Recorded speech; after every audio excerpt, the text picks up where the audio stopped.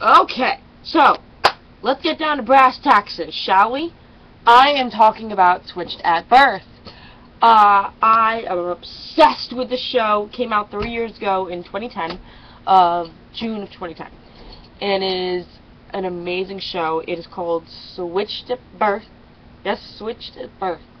There's a reason why I'm signing is because there's a deaf girl in the show. Her name is Daphne. D-A-P-H-A-N-E. Yeah, that's one of the main reasons why I'm watching this show. For those of you who know me, I am a huge deaf girl. I'm a huge fan of ASL and anything.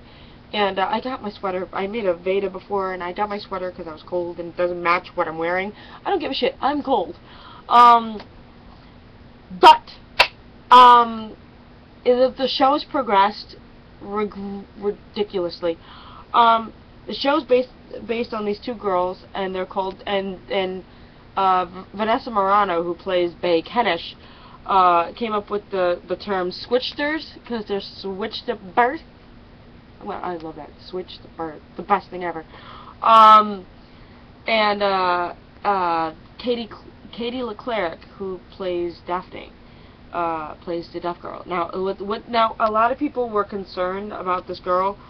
She has Meniere's disease, which makes her hard of hearing, which means hearing fluctuates, fluid retention problems in the ears, attacks of vertigo, which is fun, and something else. I forget what that was. I wasn't so sure of how this was going to go, but apparently she worked with her sister, who's an audiologist, and the deaf accent thing was a big deal for me. And I found out that she worked with her sister and to work on a perfect accent for Daphne to see where her audio levels were. They did an audiogram. It's insane. Talk about preparing for a role. The girls were switched. For Bae Kenish was supposed to be Regina Vasquez's daughter, which Regina lives in East Riverside in Kansas City, which is kind of like the ghetto in Harlem.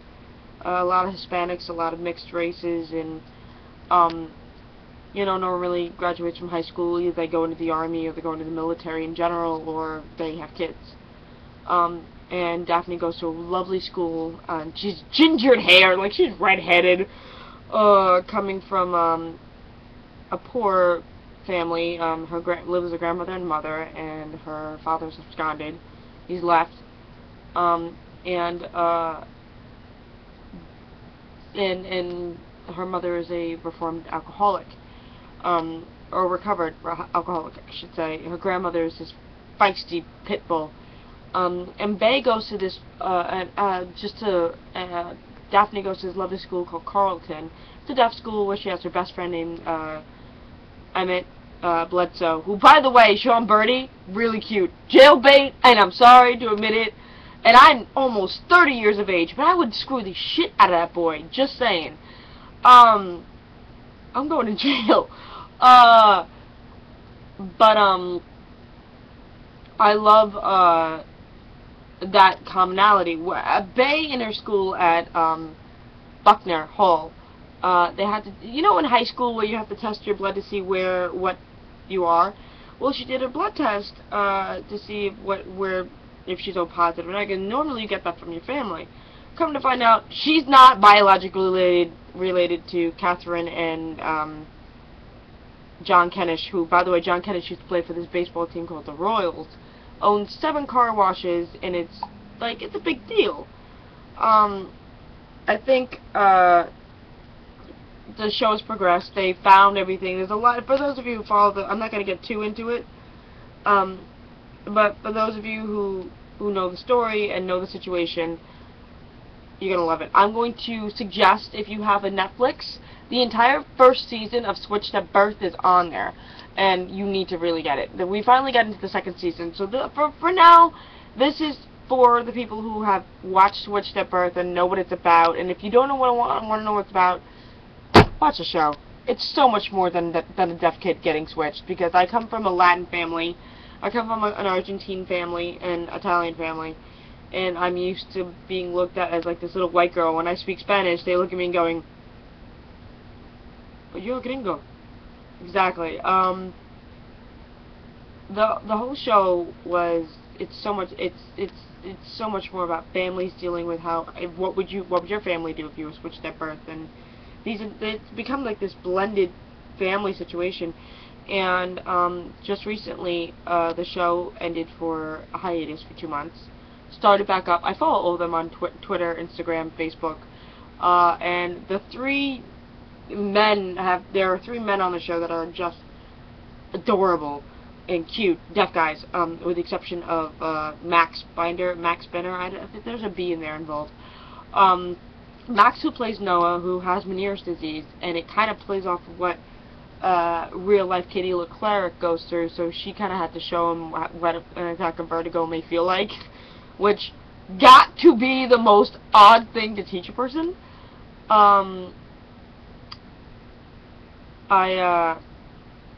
I have, like I said before, Sean Birdie, who plays Emmett, so cute. Max plays Noah on the show, and he's cute. But then the pièce de résistance is Ryan Lane, who plays Travis, and oh dear God, the man is cute. It's so bad because I'm almost in my 30s. I'll be 29 this summer. I'm an old broad, and to hear me talk about this is insane. But the kid is so. Look up Ryan Lane from Switched at Birth. I'm telling you, you will not be sorry. He's adorable.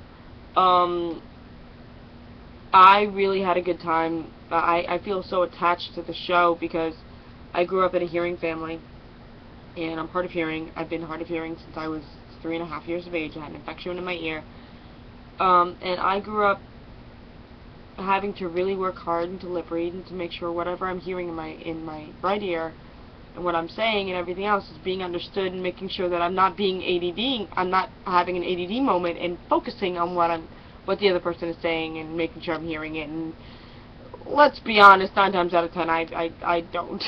If you've seen my videos and have seen what I do, I don't pay attention all that well. Okay, Rennie knows. I don't pay attention often, period. And it's kind of interesting to be captivated by this show, because I've seen a lot of shows. I've followed Sue Thomas, FBI, or FBI, and that was about a true story about a woman who was deaf who worked for the FBI, but there was barely any signing. It was all about the crime, and it was a very Christian-based show, which I was very happy about.